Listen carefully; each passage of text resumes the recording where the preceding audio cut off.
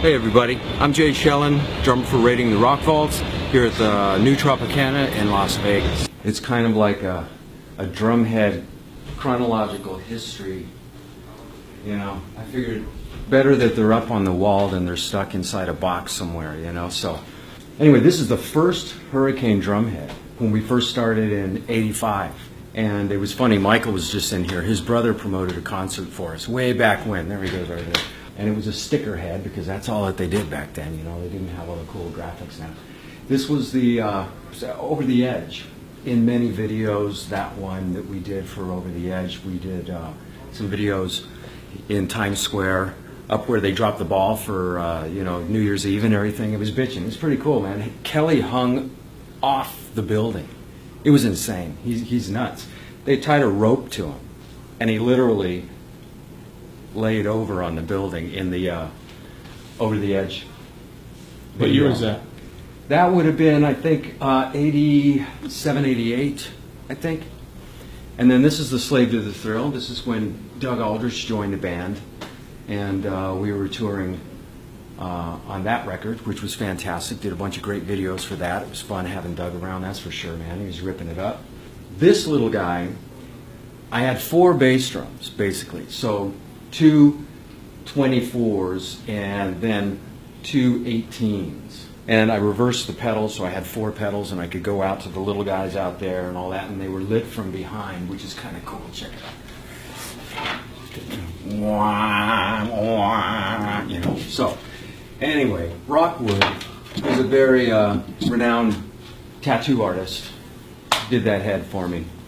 Then in about 91, 92, I joined Unruly Child. Put out a record on Interscope Records. It's fantastic. It's great guys to work with. Bruce Gowdy, Mark Free at the time, now Marcy Free. Wonderful singer, amazing singer. Guy Allison and Larry Antonino on bass. And Ricky Phillips did some recording with us in the early days as well. Great band. We still kind of, you know, have things going.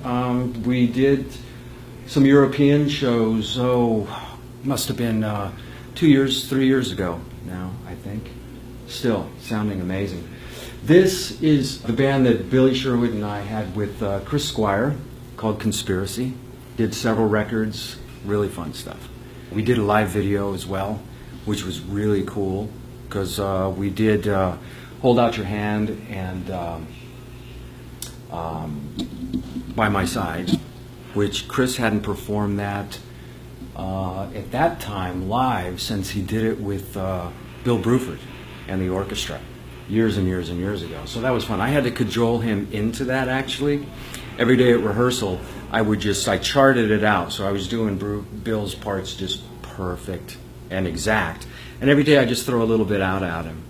And he was kind of ignoring me for a couple of days, but he knew what I was up to. And then he showed up one day, and he just joined in, right?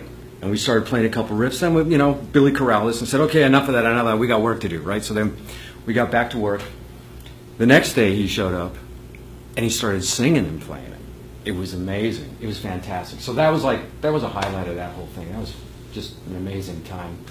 So Circa is a band with my old Badfinger bandmates, Tony Kaye, Billy Sherwood, and Jimmy Hahn. Also an amazing guitarist who's worked quite a bit with some of the, you know, the Yes guys and all that kind of thing, and Billy for years. It featured Alan White, the first rendition of Circa. Alan was getting busy with Yes. I subbed for him on a show or two, and then we did the HQ record together, which was awesome. And I guess in the middle of all this, what I don't have is all the Billy Sherwood solo record stuff, because we never played that stuff live. Boy, there was a lot of music that got made right in this era, right here, that's for sure. So I joined Asia in '05. That was with Jeff Downs, Guthrie Govan, John Payne, and myself. And it was a kick-ass band. That was a great band. Then a year or so later, the founding members of Asia formed.